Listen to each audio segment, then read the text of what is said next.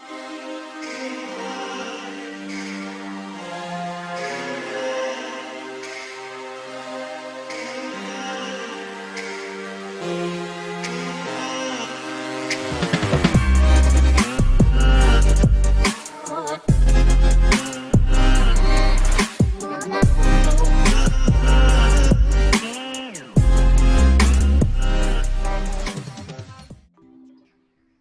hi, and greetings to one and all out there.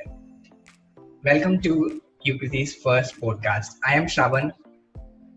And I am Omkar, and we are from School of Business Management, NMIMS Indore. So, hi Omkar, how are you doing? Yes, Shravan, I'm doing really great. Tell me, how are you doing? I am doing good. I'm trying to squeeze myself into this new normal.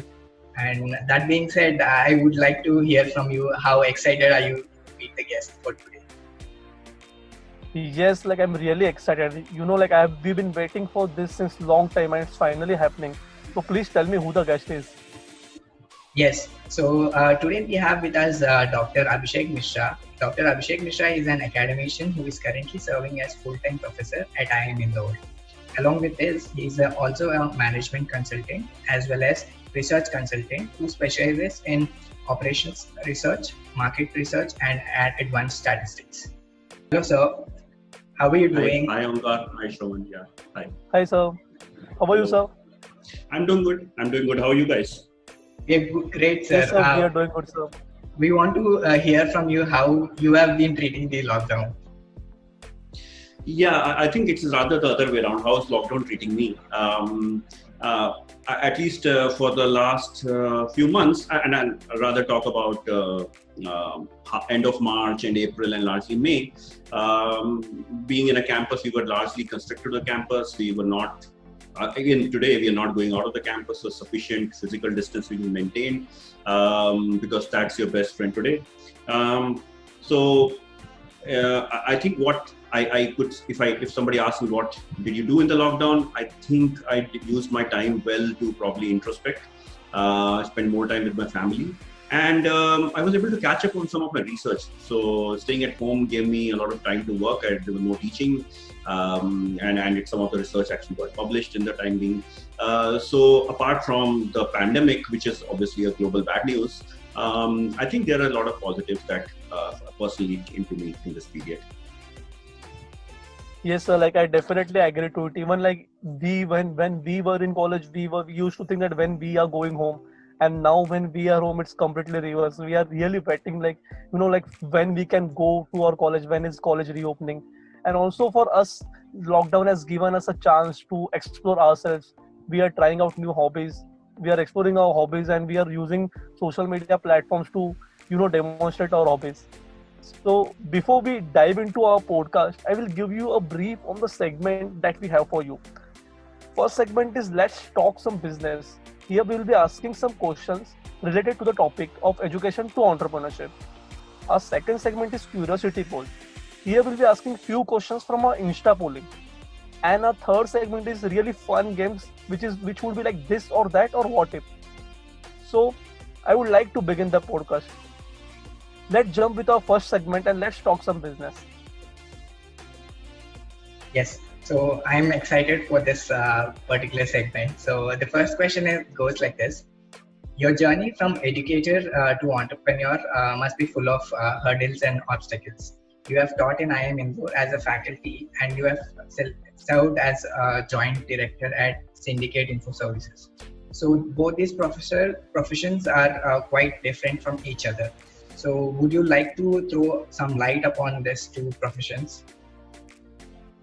Yeah, actually, if I look at my past, before I joined IIM Indore and before I took up my PhD at IIM Lucknow, my life, I would say, was, I did a lot of things, to be honest. When I did my engineering from IIT way back in 2001 and my MBA from Ford School of Management in 2004, after that, I landed up with a nice, revered job for a typical business student. I got into consulting straight away, and it was management consulting. And I joined a company called Holcim, which is a Swedish-based cement-making company, and it was the world's second largest in those days. It's still the second largest today also. So I joined their management consulting division in India, and for around a year and a half I was with them. Then I switched on to, and then the cement industry got to my head. So it was too much cement all the time. So I thought I need to diversify the industry that or industries that I'm servicing as a consultant. So I joined Kantar IMRB as a market research consultant, where I got to work with a larger number of clients from different industries. So we used to work for companies like Pepsi, PepsiCo, Coca-Cola, Visa, and many other, GSK. And I started enjoying that consulting role a lot. And for around 3.5-4 years, I was with them. But the way I am, I get bored with things pretty easily, I guess. I thought it's not good enough. And while I was working for Kantar IMRB, a couple of my friends from IIT days, we were in touch with each other. And we were kind of thinking about something, an entrepreneurial idea, where we were talking about how can we create a platform, and it was an internet-based platform, web-based platform, not an app-based platform, because 2007 or 8 was not a period when the smartphone or the apps were so common. So it was a web-based platform about how we connect hospitals and patients together, and we thought of launching a website which was syndicateinfoservices.com. And so what happened was all three of us left our jobs, whatever we had, and it was big risk in those days because all three of us were doing pretty good in our jobs. We left and we got together in Delhi for a year and a half. We ran around a lot, to be honest. I was looking at the business development part. I was meeting a lot of people because I was the only MBA of the three. The other were just engineers from IIT Roorkee. So I was meeting a lot of people, etc. But somehow it didn't work out. We did not feel that the hospitals especially were mentally ready to share their information and database of the doctors, etc. Or the specialties that they offer to a web portal, which can be put publicly and can be shared with whoever wants to query. So we were trying to become, if you can put it that way, a Google of medical services for India. But maybe the idea was ahead of its time. Maybe the idea was completely stupid. I don't know that. But it was a struggle for 1.5 years. We burned a lot of money, cash, and we did not even have the environment of an angel investment that you have today. So money was not easy. We were largely using our funds, our salaries that we had accumulated, using our parents, our relatives' money in some cases to see. So they were our angel investors largely. Didn't work out, to be honest. And after 1.5 odd years, my friends and all three of us kind of got frustrated, to be honest. It's not going in the direction we thought it was supposed to. So what happened was one of my friends who was largely the leader of this whole initiative. The other two were, if it had worked out, he would have been the founder and the other two would have been co-founders. Anyway, so he decided to pull off, and because his company, which was based in US, asked him to come back, and they lured him back and he said, okay, guys, I'm moving. So then it kind of, the whole thing withered off. And actually that event of that startup not working turned out to be the point where I had an accidental interaction with academia. So I was in Delhi and the whole thing didn't work out. It's not great. I wanted to sit back and I wanted to just take a few days off, and I'm not really sure. To be honest, I also had an open offer from Kantar IMRB. They said that you come back because they felt that whatever you're trying to do is something really good. But if it doesn't work out, come back to us. But I thought, should I go back to the market research consultancy that I was doing, or should I just take a few days off? So what I did was I went back to my hometown, which was in Varanasi, and I thought that, okay, I'll just sit at home for a few days, do something different, or just relax and be out of that craziness that we had been exposed to for the last few years. And that is where I thought, okay, I was sitting at home and I thought, oh, let me take up something in between at my home. My mom and dad were telling me, do you really want to sit jobless at home, and that too in a small town like this? I said, okay, let me just see. So I got in touch with a business school which was very close to my house. Not a very, it was actually affiliated to the IIM Business School, and it was their regional center. And they said that, okay, you can, you have qualifications, very good qualifications, way more than what we can ever think of. Why you don't just come and teach for us, for a few months and see how it goes, and then you take the call. And I joined them and started teaching, and I actually fell in love with that whole place. And this profession, and suddenly it felt like some kind of social service that I'm doing, because the kids that were there in that college were all from the city, not from very well-off families, and these were people who wanted to do something great, and teaching them was a pleasure.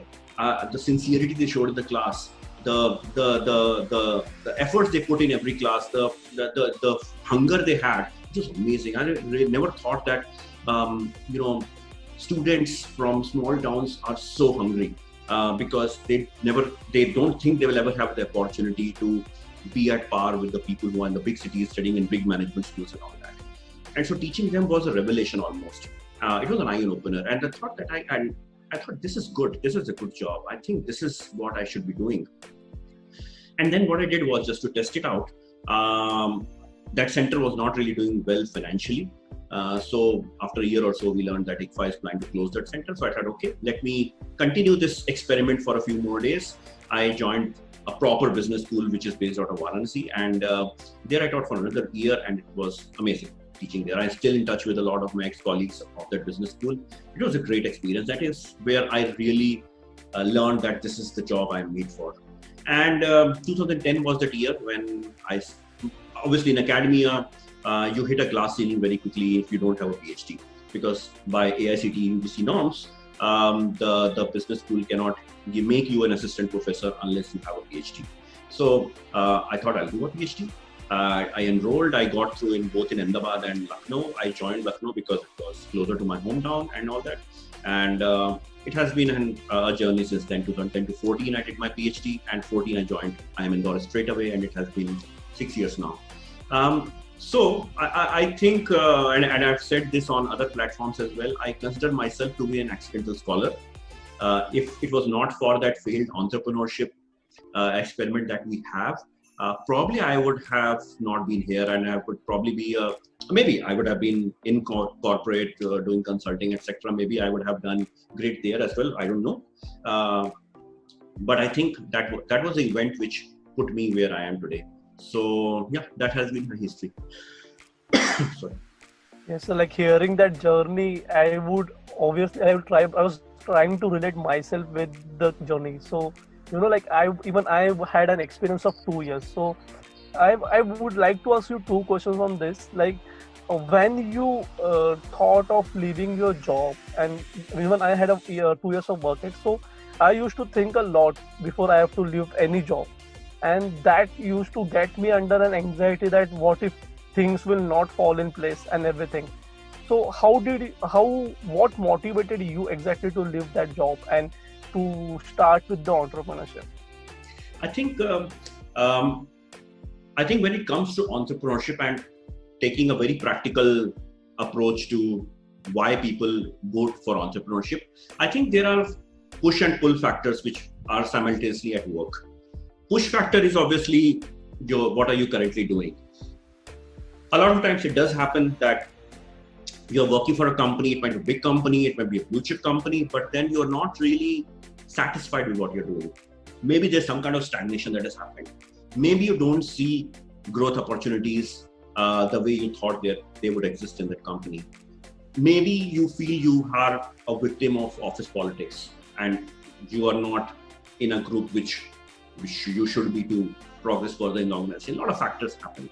Maybe you see that, and sometimes it happens. Sometimes you may see that you are in a position which is at parallel, or maybe you are junior to somebody who does not have as good a background as you, and that person is dictating how you should be running your life, at least at that place.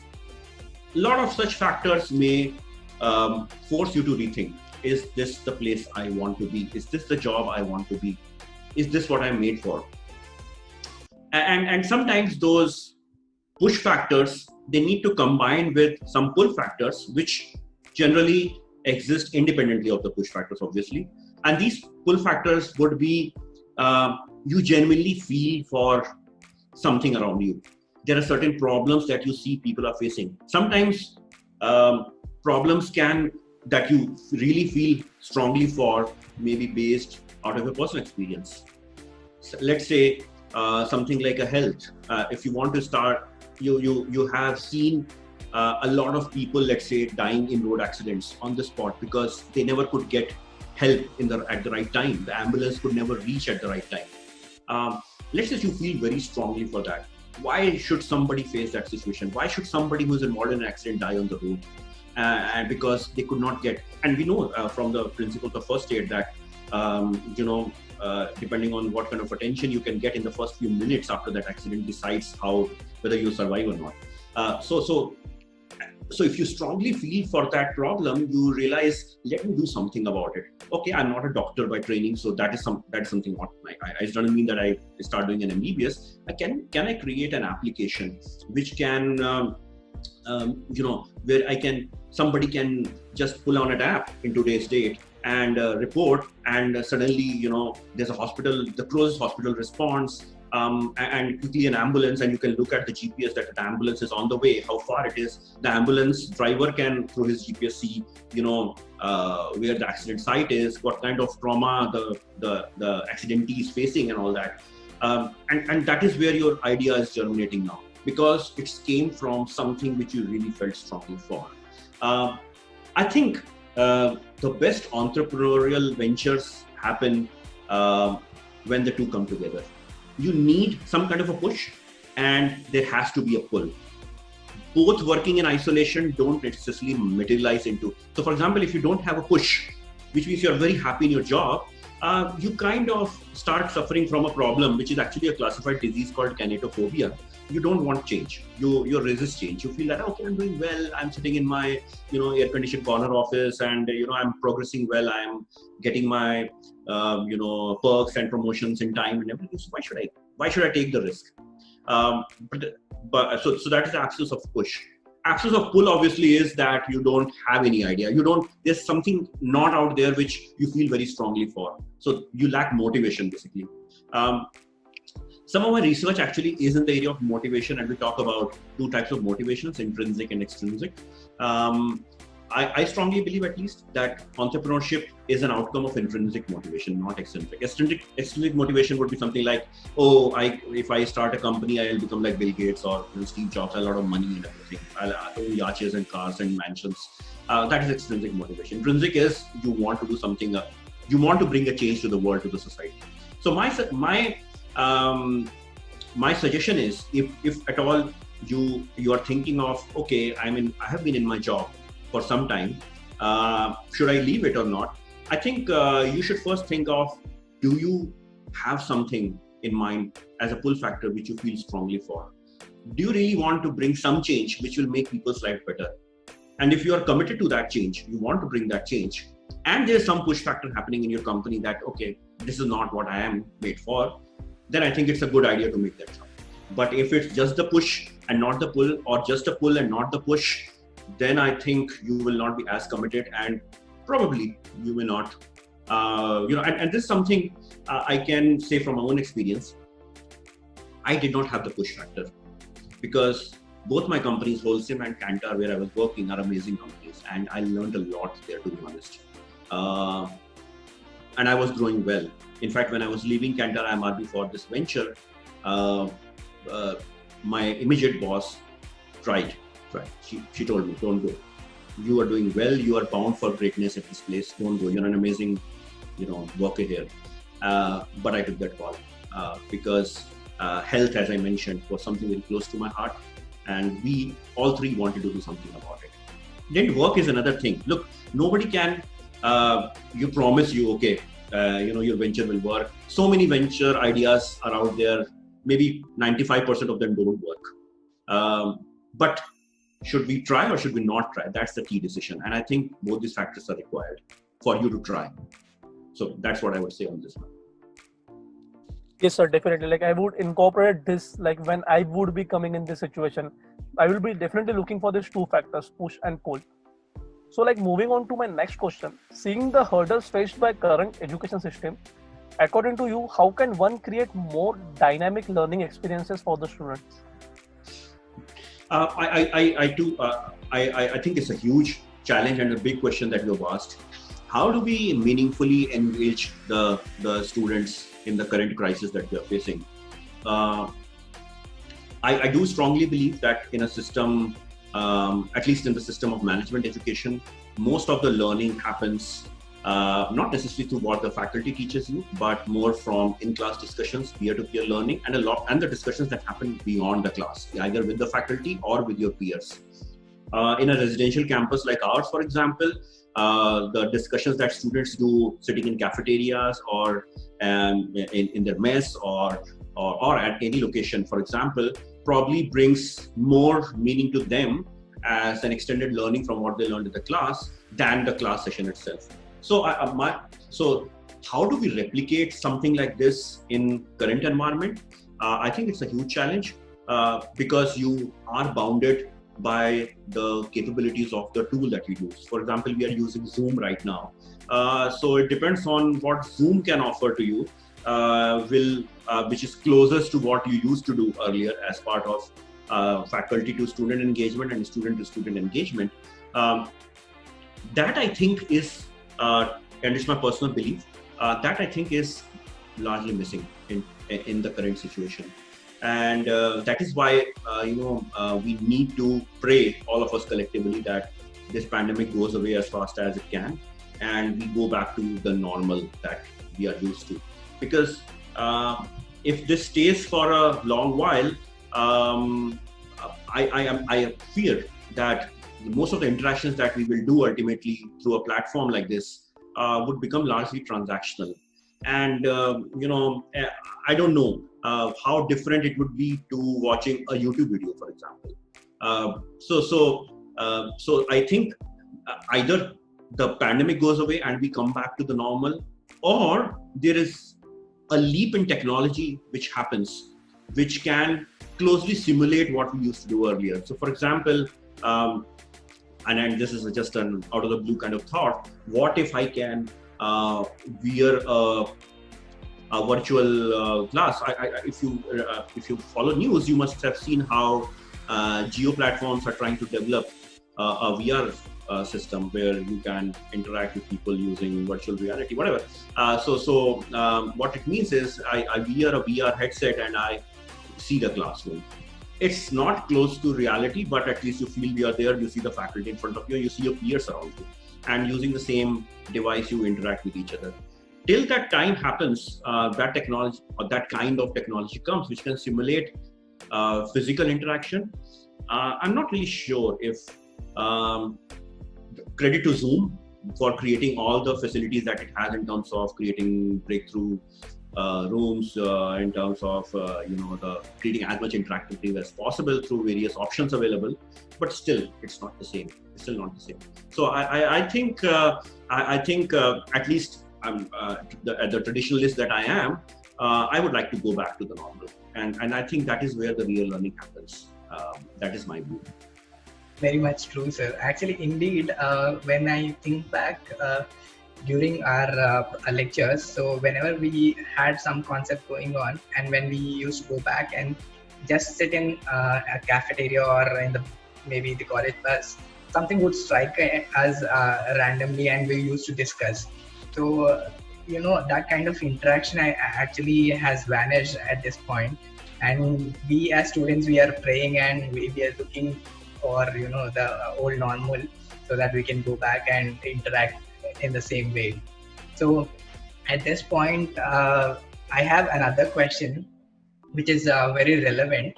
So since there are many standing examples like Mark Zuckerberg from Facebook and many more in the society who are already entrepreneurs with no degree.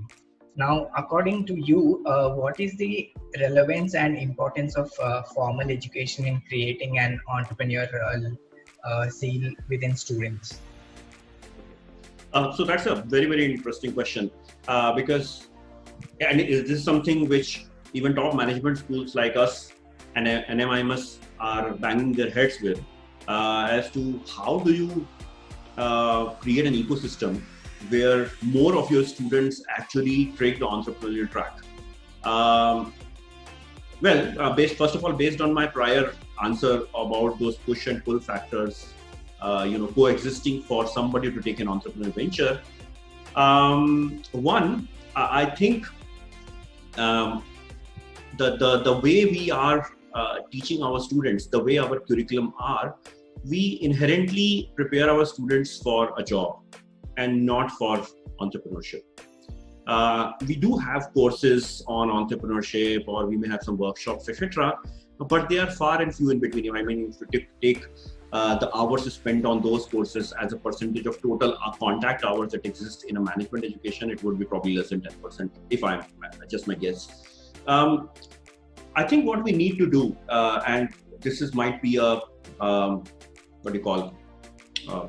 disruptive change that needs to be brought into, and this I'm talking from the old and oral perspective, not from Zoom and all those classes, because I thoroughly believe that this is the time being arrangement that is happening. Anyway, so I believe that those students which are committed, or at least have some pull factor somewhere, and they can be interviewed probably during their first year only. Is there something which they want to work on? Is there something out there which doesn't let them sleep at night sometimes? Those students should be then pulled away from the rest of the group at the beginning of their second year. And then they need to be groomed and trained and helped and supported for probably their entire second year through courses, through workshops, through interactive guidance sessions, whatever that be, guest sessions from entrepreneurs and business owners. And that should be the curriculum for their entire second year. They should not be sitting in a PGP class studying routine subjects, which are largely there to prepare students for a job. So I think that change needs to be brought out. Second, and I don't know how much feasible this is, and how many institute heads would be ready to take this gamble. I think it is also important, and the point that I mentioned about push factor in action. I think it actually makes sense for students to actually get some experience before they take that jump, because unless your incoming batch is made of people who are 5 years, 10 years of work, it's like an executive MBA program kind of. For them, they have already seen the world in those 5-10 years, and maybe they are straight away ready to go for an entrepreneurial venture straight away. But if you look at IIM Indore's PGP or NMIMS MBA program, you largely get fresh out of college people who basically have just incubated into the real world. And I think it kind of makes sense to an extent that, go out there, do a job, get some experience, see what challenges people are facing, even in the domain your firm is operating in. And then you start developing feelings and emotions for that problem. And then if you feel that your firm or other firms that exist are not doing much for that problem, then maybe let me do and take up that responsibility as an entrepreneurial venture. So maybe one part of it is radically changing the curriculum for people who are committed to entrepreneurship as they are in the system. And second, let people go out there. So and experience, and then take up that call. Pushing PGP students to go for entrepreneurship, I don't think so. That's the right way to go, because and to be honest, a lot of times, and it also happens in IIMs, for example. You might feel that students who take up on entrepreneurial ventures are those who feel that they may not get as good jobs as their peers would. So okay, let me just go away from that whole thing and not opt for placements. So I think this two-pronged action might be required. Developing a separate curriculum, at least the second year, for people who are really interested in entrepreneurship. They're committed to it and they're not worried about placements or anything. Second, grooming them in a regular PGP program for the entire 2 years in bits and pieces about the importance of entrepreneurship, so that and more importantly, not about entrepreneurship as such, but more importantly, to the philosophy of changing the world, making people's lives better in some way, even if it's a small step, so that then they go out, they're always conscious about this. This job for me is for the time being, but after a while, I have to work on that problem, and that is my entrepreneurial venture. So I think that mental training in 2 ways, for PGP and for dedicated entrepreneurial track students, is needed. I think that is when we'll probably see more entrepreneurs coming out of business schools. And if you do some study, you'll realize that you don't actually get a lot of entrepreneurial ventures out of IIMs, for example.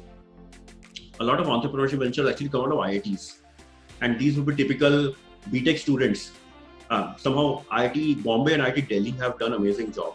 It's not that they have done anything great as such to create an ecosystem. The ecosystem sometimes is created by the trail of successful entrepreneurs. So for example, when Sachin Bansal and Vinny Bansal started Flipkart, when they were in IIT Delhi, that becomes an example for everybody else around. So a lot of BTech students at IIT Delhi, for example, feel, okay, if Sachin and Vinny can do it, we can also do it. And that is why you see a lot of entrepreneurial ventures coming out of IITs, not from IIMs. And the reason is something which I said might be controversial, but we train them to be employees, not employers. So that's why probably. So I don't have a clear solution to this, but my ideas are on these lines. Train them in bits and pieces to be the change harbingers in the future. If you already have a change you want to bring, I train you separately in your second year. Third, create a legacy of entrepreneurs from the institute and market it inside the institute so that others want to emulate it. So that's how I think we can bring about more entrepreneurs out of the systems. Yes, sir, definitely. And like even as a student, there are like a lot of times, when we are actually getting an exposure in this area on entrepreneurship and innovation, and we are going like being in NMIMS and in IIMs also, there are a lot of subjects which do motivate students to go and pursue entrepreneurship. But then there is a phase for a student wherein he is struggling to come out with the right idea for his venture. So do we have any inputs on this one? Like, is there any particular path which one student can follow? Okay.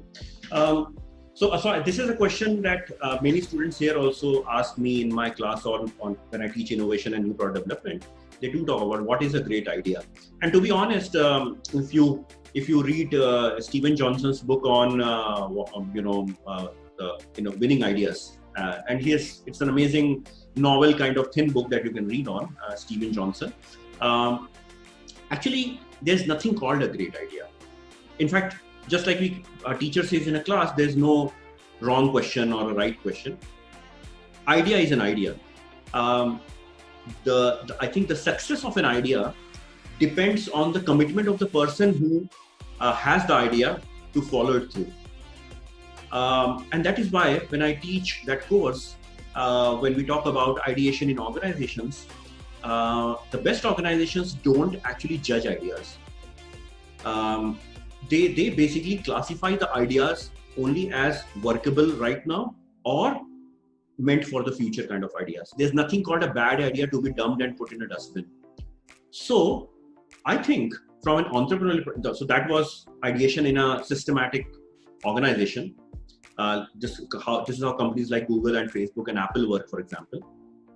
But for an entrepreneurial perspective, if you have an idea which has hopefully arisen from a problem which you are passionate about, then it's your commitment to that idea which will decide how far would you like to go to ensure that that idea gains success. And sometimes, and this is something which numerous scholars on innovation write about, is that maybe your idea is good, is great, and I'm not judging. I'm again saying there's nothing called as a good idea. Let's say you are committed about your idea, but you're not sure whether it will work or not because of the current ecosystem that exists.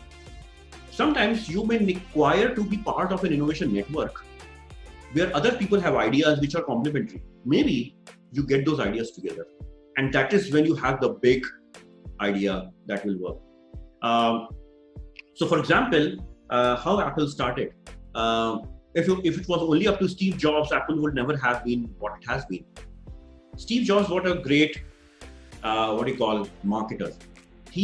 He understood his customers very well. He understood what customers want and what their future needs would be. Good at predicting that. But he needed somebody who can actualize that idea, the ideas that he had. And that is where he had Steve Wozniak, who joined him.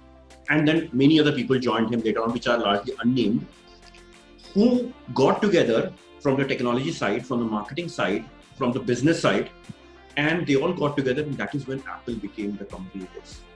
So I think if you feel that you are committed to your idea, but you're not sure if it on its own, it will help you create a venture which is going to be a unicorn, you may like to get together with other people who also, and that is why my earlier answer was, we need to create an ecosystem in the business school probably, or the engineering school, where people can get together, bring their complementary ideas together into one big workable idea.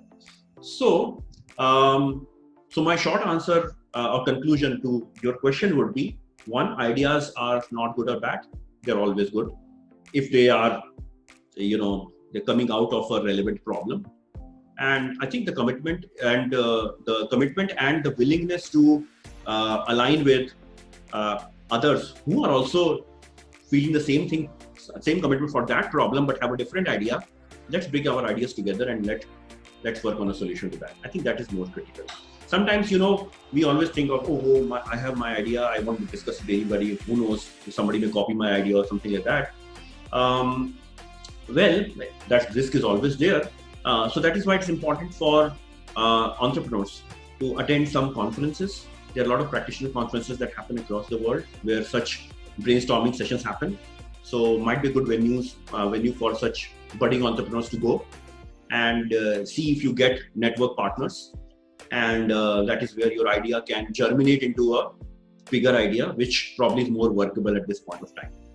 If you have an idea which is for the future, then just hold on to it and wait for the right time for it to germinate. For example, in our case, the venture failed because all three of us, after 1.5 years of hard work, felt that maybe it's not for this current time. Maybe the ecosystem is not ready for it. But the mistake we did, and that is why I can give you all this yarn on entrepreneurship, is because we did not put that idea in a vault and said that, look, let's go back to our jobs or do whatever you want to do and come back together after so many years and see if we can work on this idea now. But we did not do that, and that's a big mistake we did. But in a way, I had my tryst with academia by then, and but if you ask me, would you like to get back with these people and work on that idea along with what I'm doing right now? I'll be more than happy to, but I feel that my co-partners have kind of moved on, and we already have such applications available now, Practo, etc. So there's no point working on a Me Too idea, kind of. So that's what my whole submission would be on the idea part. That's great, sir. Actually, in fact, what I would take away from this is, I think, great commitment to one idea, which we cannot say it's a great or bad idea. But I think having a commitment and then having a great network of people who would love to contribute, I think would help us go into a direction of workable, ventures. So with that, we finish the first segment, and we have the second segment, wherein we have a curiosity poll from various platforms like Insta and then from the peer groups. So the first question from this segment is, youth is mostly confused between hard work and smart work. So can you tell us the main difference between both of them and which among these one should follow? Okay, hard work and smart work. Interesting. I think both, maybe, because as you say, there's no substitute for hard work. But yes, even if you work hard, you need to work smartly. So it doesn't, it only means hard work. You work hard towards something towards which you're committed at. But at the same time, so you dedicate a lot of hours in fulfilling that commitment. But at the same time, you need to be efficient. And for being efficient, you need to be smart. So if you see, for example, if a horse, for example, is a hard worker, pulling a cart and everything, even a horse acts smart sometimes, though its job is largely pulling the cart the whole day. When it comes to, let's say, it gets a break and it has some water to drink, there's a nearby pool, it will just see if I can stretch my neck and, and get a gulp. So even animals, which are pure beasts of labor, work smartly sometimes, at least to fulfill their physiological needs. We are much more intellectually gifted, and so it's more important that when we put in hours for something, when you burn the midnight oil for your commitment, every minute should count. Your every second, so your minutes should not go into figuring out what to do. That is something you should have well planned out for, that this is something I want to do and this is how I will do it and this is how I will be most efficient. Plan the whole thing out and then go for it. So when they say that every work is 80% planning and 20% execution, I think that is what it means. 80% mean figuring out how to do it smartly, and 20% means putting in the hard labor to do it in the best possible way. So my answer is, you should be a smart hard worker. That's a great one, sir. So here, yes, and so here planning would be something which will come in smart work, and the work which we are actually doing to execute the plan would be something which will come in hard work. So now moving on to the next question, which is like, believe in yourself and never give up is all good and well, but people often can't see this applying to themselves until they hear from someone else. So what do you think is a motivating factor for students who pursue entrepreneurship? I think we discussed that in an earlier question. Yeah. I think for a business school, it's very, very important to create a legacy of entrepreneurs that have come out of the business school. Unfortunately, we don't do that. What happens is, even though despite the amount of engagement we do with current batches that are in the classroom or outside the classroom, once the students are gone, they're gone. I mean, in the sense that apart from connections of social media, there's not much engagement we do with them. We don't clearly follow their career path. We don't clearly, see what they're doing in their lives. At least in the next 5 years, 6 years, what are they doing? Let's be honest. Once a student has passed out of the institute 5 years or more, after 5 years or more, you largely forget about the students. You only see them in their 10-year reunions and all that. So I think what a business school needs to do very, very clearly is to create an exemplar for all your past students who have gone out and have created ventures. Make them heroes in your system. Well, okay, if you study from NMIMS or IIM Indore or wherever, you will get a job. That's not a problem. But look what these people did. This person passed out 5 years ago, this person passed out 10 years ago, 15 years ago, and they are doing this today. What is their journey? How they did it? When did they decide to leave their job? Call them to campuses sometimes. Let people learn from their stories. And that's how you build a legacy. I think that is very, very important. Because otherwise what happens? It's largely the push angle which is working for students at a business school.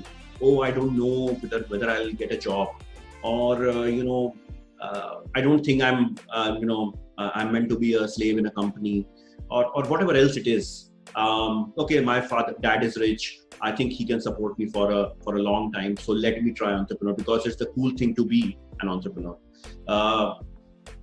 Those should not be the reasons. The reasons should be, you look up to people who are probably from your institute and you want to be like them. And when these people are called to the campus through the alumni route or whatever, or as for guest sessions, speaker sessions, and you hear from them, I think that's the biggest motivation that current students can have. Innumerable times faculty may tell students, you should be job creators and not job earners or whatever. Irrespective of times, how many we have such sessions where I talk about innovation and entrepreneurship.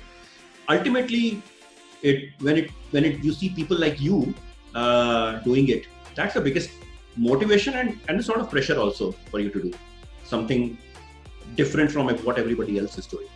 And I think if we can do that as management schools, that is the biggest contribution we can do to this whole ecosystem of entrepreneurship in India. We can create many more entrepreneurs that we are doing already. And with the current government policies of supporting entrepreneurship, etc., giving tax swaps, etc., I think we have a great ecosystem from a bureaucratic perspective also to go. So the ecosystem is ready out there. You just need more and more people who are motivated enough to go for it. And I think that is something which business schools like us have a responsibility on. And I don't know if I can mention it here. Recently, for example, IIM Indore has taken the decision to help and groom entrepreneurial ventures from across the city, not only our students. So our e-cell is going to help students and existing entrepreneurs who are kind of struggling with their venture and incubate them if necessary. So we have gone beyond our boundaries and trying to set a social example of how we care so much about this whole entrepreneurship ecosystem, not only in our campus, but across the city and the region. So these are some small things we can do to ensure that we have more entrepreneurs coming out. I'm not saying that you should have all entrepreneurs coming out of your batch. Ultimately, even if one person becomes an entrepreneur, runs a big company, in 10 years, he will need employees, right, to work. So you need a fair mix. You need people who seek jobs, and you also need people who create jobs. I'm not sure of what percentage of your batch is ideal in terms of breakup in entrepreneurship track and the job track.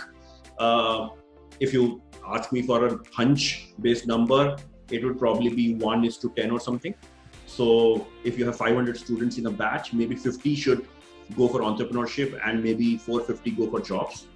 So that in the future, that employer-employee ratio stays that way. But I don't think we are even getting those numbers in terms of 50 out of 500. We are not even close to that.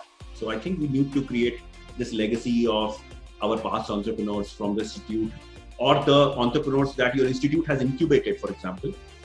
Make them heroes in the system, and then students will like to emulate them. That's what my take on this is. Right, sir. So I think what I would summarize this as is like having within the campus maybe an aura of all the entrepreneurs would motivate the students to think on similar lines, and then go for the right path. So that being said, let's move on to the next question. So this is an interesting one. So there is an ambiguity in connecting entrepreneurship with innovation. So people often get skeptical if they are innovating or becoming entrepreneurs. So how would you differentiate these two? Okay. In fact, when I teach my course on innovation, that's the first clarity I try to bring to the students, and with the assumption obviously that I am also clear on that concept. I think entrepreneurship is subsumed by innovation. Innovation is a much larger discipline than entrepreneurship is.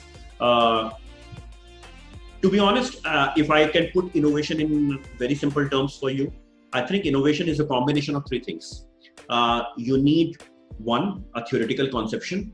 You need second, which is invention, and third, commercialization. So, which means that you need to have a theory, you need to create a product or a service, and third, you commercialize it, make it available, and get the business returns.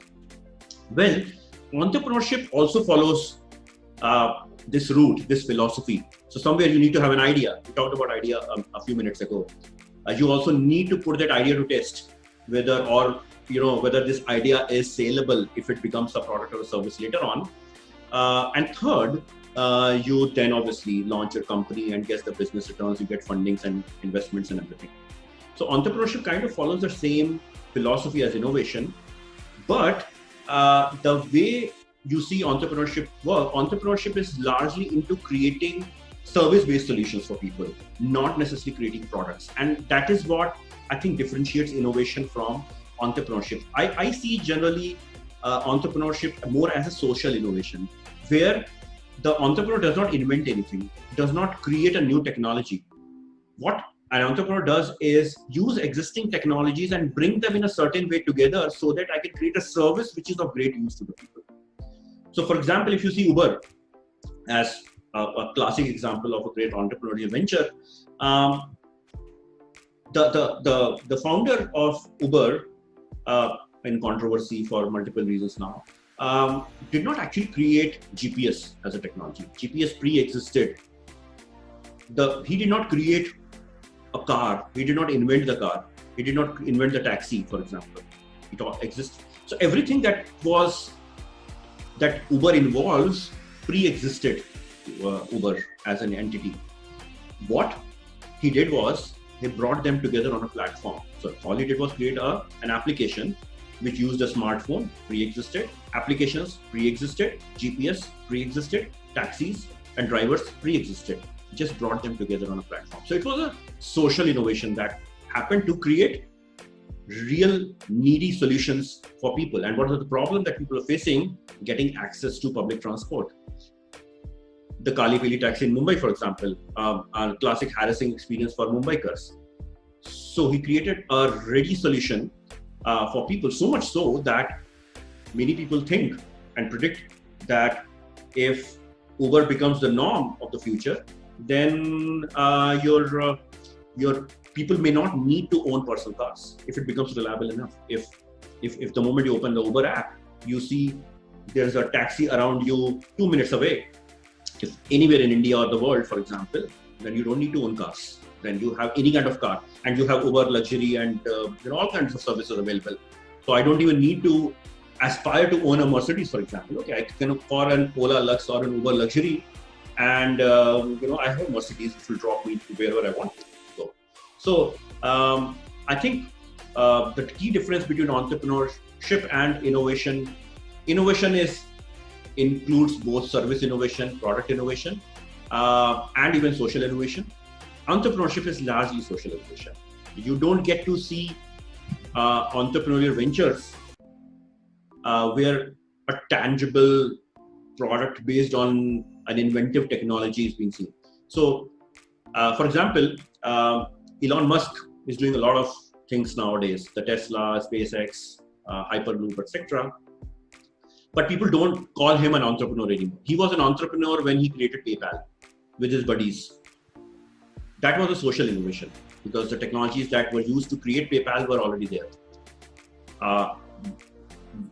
The moment he started Tesla and Solaris and Hyperloop and SpaceX, etc., he's not an entrepreneur anymore. He becomes an innovator and a business owner. So I think innovation is a much bigger circle in the Venn diagram.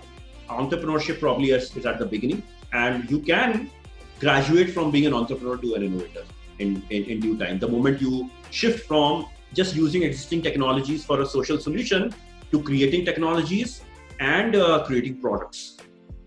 So I think that's the difference between the two. Yes, and like the example of Elon Musk, I guess Shravan here is the biggest fan of Elon Musk. He keeps on reading his blogs and he keeps on sharing us like what is going to happen and what is going to be coming up very soon.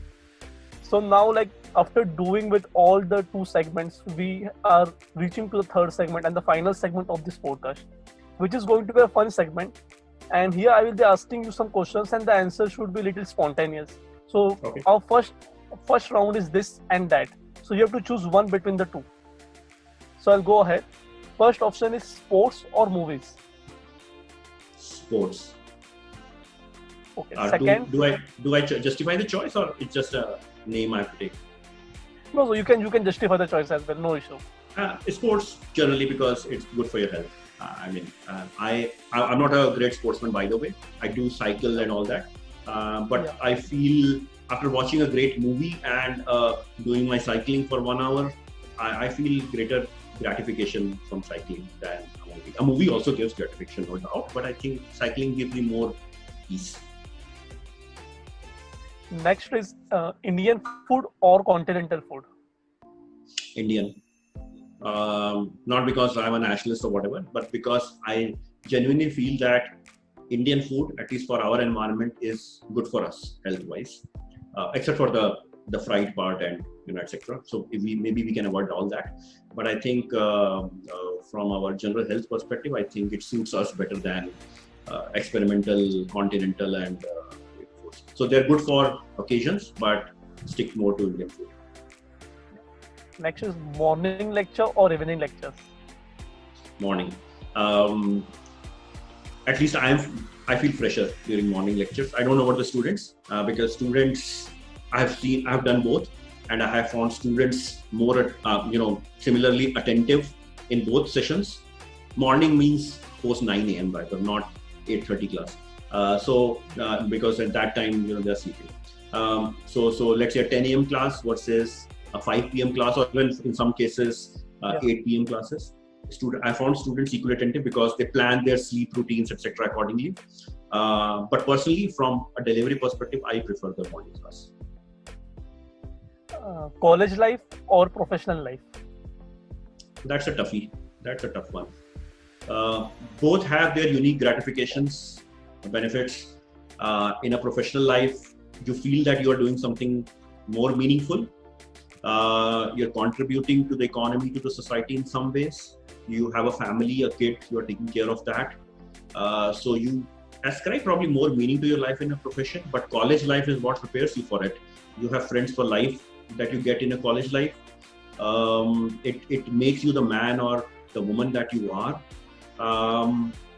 And some of the, obviously, the freewheeling experiences that you get in college life are not really possible in a professional life, probably.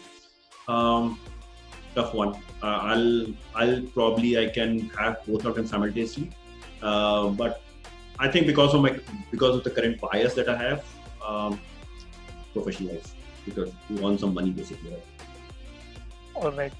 And last option is also going to be tough, I guess. So it's backbenchers or frontbenchers. Oh, as a faculty, I feel that my class has been more meaningful when I finish the session and go out of the class. When you reflect and you feel that even the backbenchers were listening to you attentively for most of the class, then you feel happy, because frontbenchers are by default going to look at you and be attentive, etc. And this is assuming that students have a free choice to sit wherever they want. As a student, I would prefer backbench. Reason being that it gives me the choice of engaging and disengaging when I want to with the faculty. Yeah, so I think that is a great learning from this segment as well. So we'll jump into the next sub segment, that is what if. So we'll give you a few situations where you'll have to give us what you think. So we'll start with the first one, sir. So what if you have a superpower? What would that be, and how would you use it? Okay, well, I'm tempted to give the the altruistic answer and saying that wish I had power to heal everyone and wish I had the power to make Corona go away or something. I'll take a more personal route here. I think I like traveling. I like going to places, but I hate the travel part, the flight and everything in between. Wish I could teleport, and I think I can be wherever I want in a moment's notice. I think that would be a great power. That's great, sir. So even we do sometimes feel that we should teleport and go for places where maybe the travel would be a challenge. So let's go to the next one. That is, what if the semi-normal becomes the new norm? Yeah, if semi-normal becomes the new normal, or if you're talking about the current situation as becoming the normal, which is an assumption that Corona never goes away, and I don't think, I pray to God it doesn't happen that way. Um, well, we have to adapt. It's a huge mindset change that needs to be brought in. From our perspective, for example, we need to evolve our teaching such that we can engage students more meaningfully in an online class. Students have to program themselves that this is going to be the way you are going to attend your classes on YouTube. I mean, YouTube-ish kind of environment. Sometimes you may start to challenge a lot of infrastructure that exists. If that is the normal, then do we need 200 acre of campus in that case? Do we need such, if let's say work from home or work from anywhere becomes the norm, do we need huge corporate buildings in that case? So you might feel that if that becomes the normal, you may not need campuses and offices anymore. You just need a lot of homes. Basically, people stay at their homes. You need great connectivity and technology available to you. And so we are connected or via web, where people are sitting at their homes and working from anywhere, working from home. You don't need any campus, or studying at home and studying from anywhere. It may also mean that the concept of dedicated employment may also go away. If you're at your home, you can maybe work multiple jobs. You are working for an Indian company in the day and for a US client in the night, maybe, and sleeping in whatever time you get in between.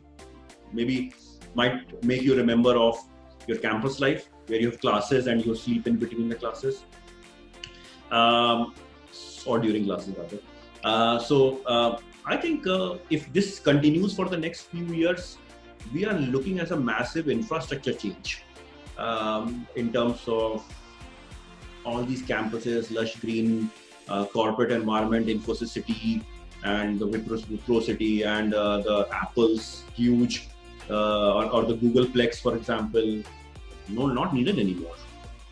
So I think that's, if this stays the way it is, and if people, I mean, even if Corona goes away and people refuse say, students say that no, we don't want to be at the campus anymore, this is good, this YouTube mode is great, and the people say that I don't want to commute anymore, and a lot of people actually prefer work from home in Delhi, Mumbai especially. They say we don't want to go back to offices, this is the way I want to work.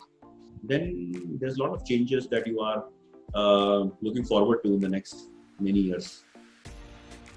Right, sir. So I think there are n number of possibilities, because the situation is completely uncertain, and unless like we have a proper solution. So yeah. So the last one is, what if you are a student of batch 2020? Okay. If I'm a batch student, if I was a student of a batch of 2020 and a management education point of view, I would be both worried and excited, I think. Worried because placement might be a challenge. So I'm not really sure if I'll land up a good job at the end. So that would worry me.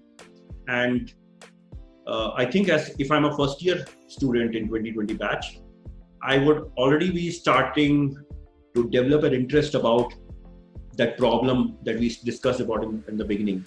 That if the passion was not there, then I will see if I can develop a passion over these 2 years on that problem and start working on a possible solution, so that even if I don't get a job, or probably I don't really have to bank on a job anymore, this is the time when I can experiment, because jobs are not coming by, they're not great. So let me give it something which I was planning for after 5 years of passing out from here. Let me try it now, maybe. Just as we said, just many people say in webinars that COVID has made people prepone a lot of things which they would otherwise have done 5 years or 10 years from now. Maybe that applies to this as well. If I was a student, I would, because of my worry for the placements, make that a push force towards a problem which was already I had in my mind about something people face in their daily lives, and make it my mission, and see if I can come up with a tangible solution by the end of my second year, so that I don't really have to worry about whether I get a job or not. If I get a job, great. I'll take up the job and keep working on this. If I don't get a job, then I'll seek support from my institute, other institutes, other evangelists, angel investors, and I can prepone this idea to the next year or so. Yeah. So that is what I would be thinking of as a student.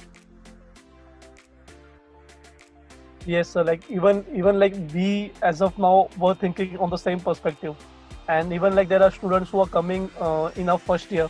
So this answer will really going to help them as of now when they'll see and they will listen this podcast. So finally we have reached towards the end, and we would like to end our podcast with one last question for every guest, which is, please describe your life journey in one sentence. Okay, life journey. If though I will not, I don't consider the part of my post MBA to my pre-PhD part as a life, because life is much longer. I have my childhood and my education days, etc. But those were pretty routine, from class lower KG, etc. to 12th, to my then into engineering, into MBA. But I think it was once I did my MBA, and after that I ended doing a lot of things. So consultant, then failed entrepreneur, small time I was prepared for civil services. I took up a teaching assignment as a small regional center of a business school, taught as a proper business school, then did a PhD, and now at a business school. I think it only and the nerve-wracking, what you call, emotions that I faced in those years. Only for those years I would call my life as a roller coaster. Yes, sir. So, sir, thank you very much for giving us your time for this podcast, and for U-Kriti and for NMIMS Indore.